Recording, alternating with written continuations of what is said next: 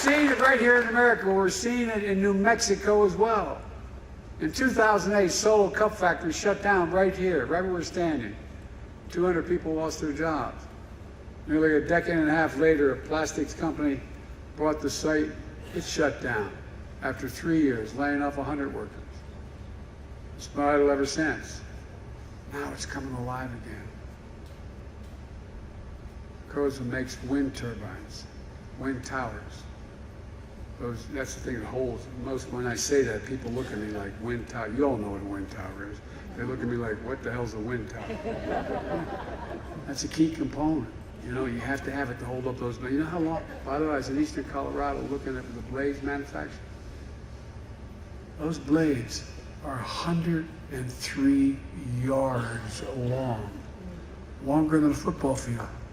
And by the way, they don't cause cancer.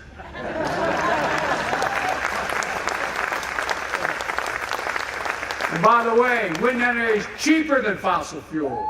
Solar energy is cheaper. A few years ago, business took a turn.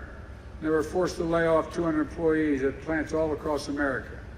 Now, thanks to the new law I signed, making historic investments in clean energy, business is booming again.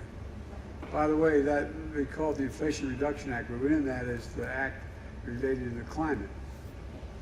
And it's $368 billion. And when I passed that, not one single guy on the other team voted for it. Nobody voted for it on the other team. Since I signed that law, bill into law, Arcosa has received $1.1 billion in orders for new wind towers. And today we're here breaking ground on a new plant that's going to create 250 new good-paying jobs.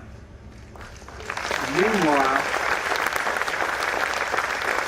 we're speeding up permitting for transmission lines so wind energy produced by these towers reaches people's homes. We're speeding up permitting for transmission lines so wind energy produced by these towers reaches people's homes. Because what's happening now is it's hard to get a lot of these towers are old. And everybody is not in my neighborhood. They don't want a big new tower going up. So we're strengthening the towers and we're going to go underground. It costs 6 times as much to go underground. But we're learning how to do that more cheaply so that it doesn't cause the forest fires and all the things that happen when major windstorms knock these lines down.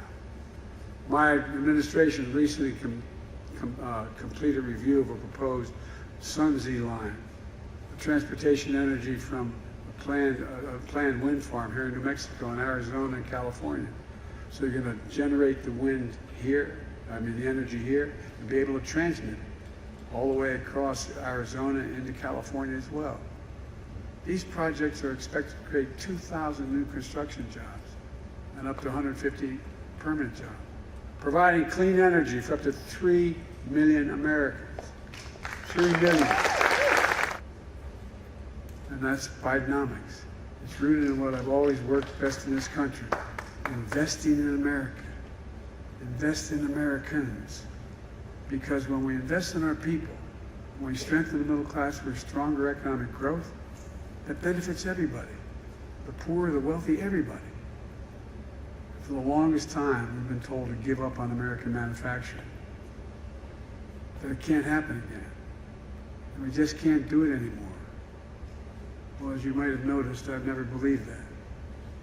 As I said, America used to lead the world in manufacturing. We're going to do it again.